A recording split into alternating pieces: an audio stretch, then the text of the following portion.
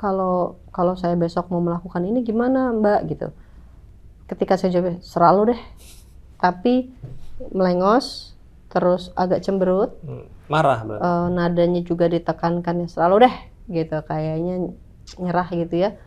Itu kan konotasinya akan beda ketika dia bertanya, Mbak kalau besok saya melakukan ini gimana? Jawabannya ya itu terserah, itu pilihanmu, tapi sambil menatap dia, iya terserah itu pilihanmu. Terserahnya kayak tulus gitu ya, tulus, bener-bener serah. Betul, jadi bukan serah lah, kan dengan muka cemberut, beda sama, walaupun katanya sama, terserah lo deh, yang satu dengan intonasi malas, hopeless, satu dengan intonasi yang terserah lo, silakan. Ada tambahan, ada mimik wajah yang menyatakan it's your choice gitu kan.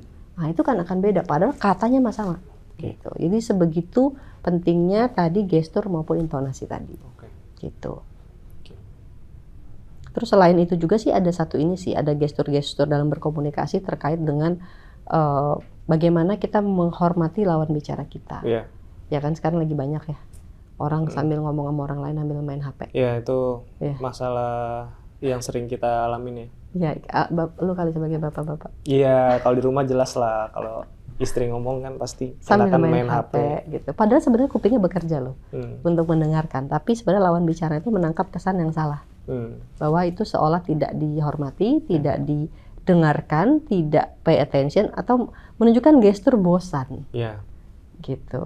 Tapi emang lebih aman berarti emang jangan sambil main HP atau melakukan hal lain ya Mbak ya. Kalau lagi ngobrolnya, apalagi ngobrolnya yang di pekerjaan kan, obrolannya pasti terkait pekerjaan gitu. Betul, harus pay attention. Jadi ketika orang mau report ke kita sambil ya taruh aja.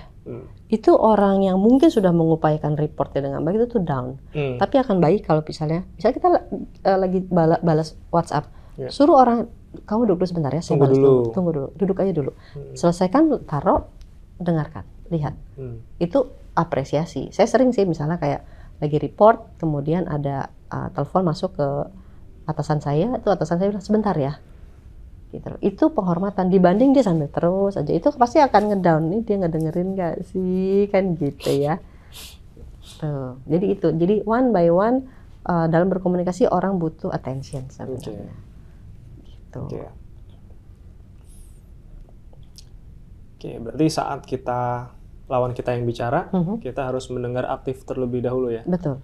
Kontak mata, benar-benar kita hadir di situ. Seolah-olah memang ya kita segenap diri kita menaruh perhatian di situ. Gitu. Jangan sering ribut itu kan di rumah tangga juga. Aku dengar kok tapi sambil main HP. Jadi kan dia nggak segenap dirinya, gitu, hadir mendengarkan. Gitu. Biar kita paham juga ya ekspektasi orang seperti apa, dan juga nggak ada terjadi salah paham kalau misalkan kita tidak mendengarkan atau tidak hadir 100% di dalam perbincangan tersebut ya. Karena kan itu jadi multitasking ya. Multitasking itu mungkin penyerapannya akan berbeda ya. Gitu. Akan kurang juga kali ya. Kan kurang. Yang paling penting sih sebenarnya dalam berkomunikasi itu yang paling penting adalah bagaimana reaksi kita tuh memberi pesan juga buat orang lain. Pada saat kita bereaksi attention-nya penuh, dia juga akan memiliki keyakinan bahwa dia didengarkan. Maka dia akan mungkin menyampaikan lebih clear lagi daripada yang kita harapkan gitu kan. Kitanya juga mungkin jadi nggak banyak nanya lagi, maksudnya kadang kan apa maksudnya gini ya, itu ya. Kadang itu juga karena kita ke distract sama hal lain yang kita lakukan ya. Betul. Apalagi HP. Oh itu paling. Nah itu terus ya komunikasi juga banyak PR-nya tuh selain tadi attention juga adalah tentang efektif. Saya memperhatikan banyak orang yang ketika menyampaikan sesuatu tuh nggak straight to the point. Mungkin kultur Indonesia ini kan ini ya kental sekali dengan budaya Jawa yang kalau bicara itu banyak nggak enaknya gitu ya. Nah itu kadang-kadang karena nggak enak itu dia menyampaikan sesuatu jadi muter kemana dulu. Sesungguhnya muter kejauhan itu tidak efektif. Itu bukan komunikasi yang baik karena rentang fokus konsentrasi orang mungkin tidak panjang. Pada saat Anda muter dulu dan baru kesimpulan yang Anda mau sampaikan ada di belakang, mungkin konsentrasi orang itu sudah buyar. Bisa jadi gitu. Pemahaman. Jadi kemana-mana. Padahal kalau prime time fokus dia dan kemudian dimasukkan informasi yang dimaksud, itu akan jauh bisa dicerna. Sekali lagi bukan tentang kita, bagaimana tentang si penerima. menangkap informasi itu. Iya, berarti ini input untuk ketika kita sebagai yang menyampaikan. Ya, pembicara ya. Betul. Yang berbicara kepada lawan ya. Kalau tadi kan yang kita menerima ya Mbak ya. Betul. Kita menerima, mendengarkan, tidak main HP gitu. Kalau kita lagi memberikan pesan ya. Betul. Terutama mungkin yang lebih banyak di sini ya kalau kita posisinya sebagai pemimpin kali ya, superordinat ya. Iya. Dan enggak sih, ini berlaku juga bagi kita bagi yang subordinat juga ya. Mau menyampaikan sesuatu. Jadi sebenarnya yang harus digarisbawahi antara to the point dan tidak sopan itu dua hal yang berbeda. Oke. Kalau nggak sopan itu kan berkalimat kasar, bergestur nggak pas, kemudian tidak tahu tata urutan dan langsung tidak tahu etika gitu ya, tidak tahu tata urutan. Misalnya gini, dia butuh minta approval sesuatu gitu. Tapi dia lihat atasannya nih agak lama nih nge-approve. Datang-datang langsung bilang, approve dong, itu nggak di-approve gimana sih? Itu judgment, itu etika. Tapi kalau misalnya, Pak, saya mohon izin, itu saya udah taruh itu di kemarin berapa hari lalu, boleh bisa di-approve Pak, karena saya butuh ini. Itu kan clear, nggak panjang. Tapi ada juga orang datang, Pak gimana ya Pak, saya ini ada kesulitan Pak, masalah begini, disampaikan dulu masalahnya. Padahal masalah cuma satu, tolong approve itu.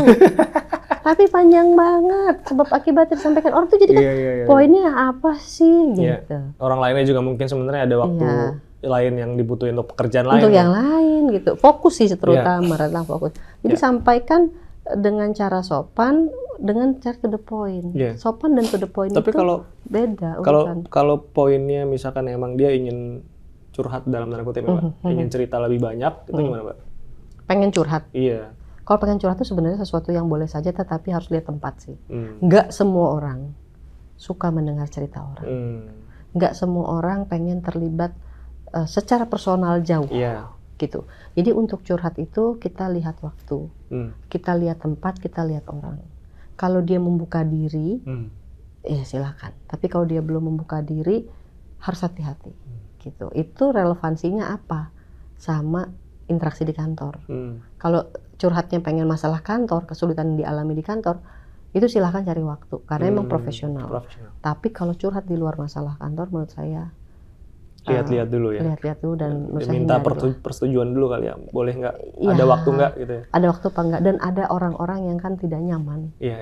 Menolak juga tidak nyaman. Jadi kita harus mempelajari untuk curhat personal ya. Gitu. Okay. Jadi tadi poin penting yang disampaikan Mbak Eri, kalau kita sebagai pemberi pesan harus to the point, efektif ya, efisien. Betul, efisien, nggak muter-muter. Karena ada perbedaan besar antara to the point dan tidak sopan. To the point itu dengan pembawaan yang benar dan punya etika, itu tetap hal yang paling disarankan. Gitu. Oke, jadi kalau kita menyampaikan informasi itu harus akurat, jelas, dan relevan secara tujuan. Jadi interaksinya itu harus efektif, bukan sesuatu yang basa-basi kebanyakan. Kalau basa-basi kebanyakan tuh pertama capek, kedua ngabisin waktu, ketiga orang poin itu nggak dapet. Gitu. Tapi kalau terlalu oversharing juga nggak boleh. Misalnya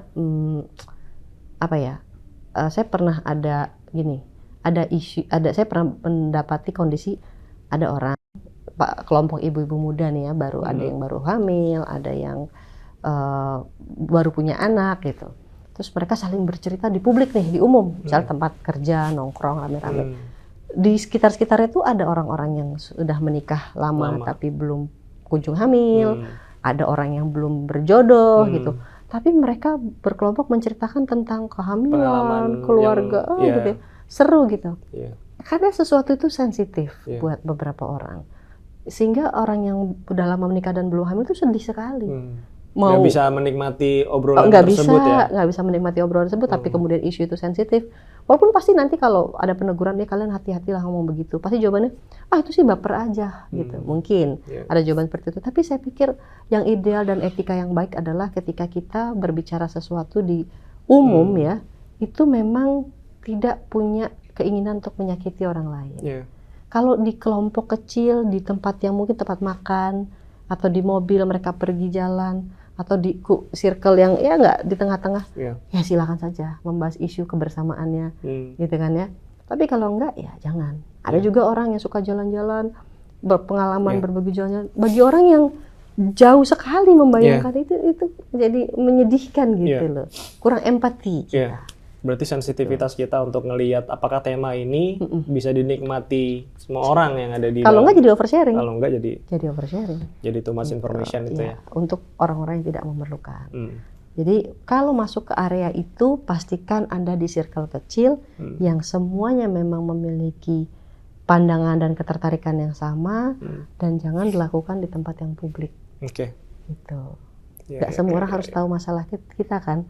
Banyak juga sering terjadi orang baru beli kendaraan terus menceritakan kemana-mana. Itu sesuatu yang kayaknya nggak dibawa untuk dunia kerja ya. Ya mesti lihat-lihat tema dan lihat-lihat tempat ya, Mbak Eri. Oke.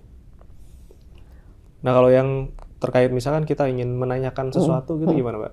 Untuk dengan ada orang baru gitu kita. Baru berinteraksi ya? Baru kenal nih. Baru kenal. Kita sebagai orang yang misalnya lebih dulu masuk kerja gitu ya. Ya kita harus tahan diri supaya tidak bernada seperti kepo ya. Karena orang kadang-kadang suka baru kenal sudah langsung nanya sudah nikah apa belum.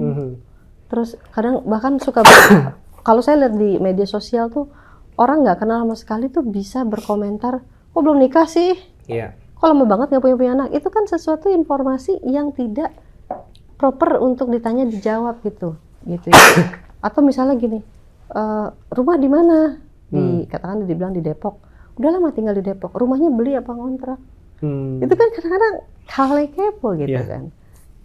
Untuk interaksi sebagai orang yang baru kenal tuh terlalu jauh ya. Terlalu jauh. Jadi kalau orang yang baru kenal tuh apa sih yang bisa jadikan topik pembicaraan? Kalau topik pembicaraan kebetulan ketemu sama karyawan baru, kita mau basa-basi sebagai buddy ya. Itu kita bisa tanya, oh iya selamat datang, mulai kapan bergabung di sini gitu. Nah terus kalau mau nanya sebelumnya kerja di mana itu masih boleh. Tapi jangan sampai masuk dulu posisinya apa, gajinya berapa. Itu nggak oke. Kalau misalnya dia jawab saya perusahaan ini gitu, katakanlah saya dulu di MUC. Oh gitu ya, MUC bagian apa dulunya gitu, dulu handle apa di sana, itu masih hal-hal yang terkait pekerjaan gitu. Jadi nggak boleh terlalu jauh dari itu. Tapi ada ini nggak Mbak, ada tips nggak? Kadang ada orang yang emang dia terlalu excited ketemu orang, dia nggak sadar tuh, begitu udah terlalu jauh baru sadar. Nah itu gimana balikin omongan supaya lebih enak, jadi enak lagi gitu? Ya. Mungkin lebih kalau saya sih orangnya fair ya. Sorry kalau nggak nyaman nggak usah jawab ya. Sorry gitu. Nah baru balikin lagi kepada gimana? So far so good di sini. Karena dia baru sadar, aduh gue kejauhan. Minta maaf. Sorry ya saya agak terlalu jauh nih nanyanya gitu. Kalau nggak nyaman nggak usah dijawab gitu. Terus balikin lagi suasana jadi cair adalah gimana? So far so good di sini. Enak nggak gitu. Kemarin makan di mana gitu. Kasih informasi. Lebih balikin lagi sebagai Anda orang yang lebih dulu di situ mungkin lebih kasih sharing lebih. Kalau makan di sana enak dan murah. Sharingnya itu bukan sharing, hati-hati sama orang yang duduk di sana. Itu dia orang yang udah ngasih pesan-pesan sponsor. Nggak boleh. Tapi informasi-informasi yang, kalau di coffee shop yang itu setiap hari apa, diskon loh kalau kamu minat gitu. Atau pecel lele yang di situ itu enak loh dibanding. Itu sesuatu yang helpful.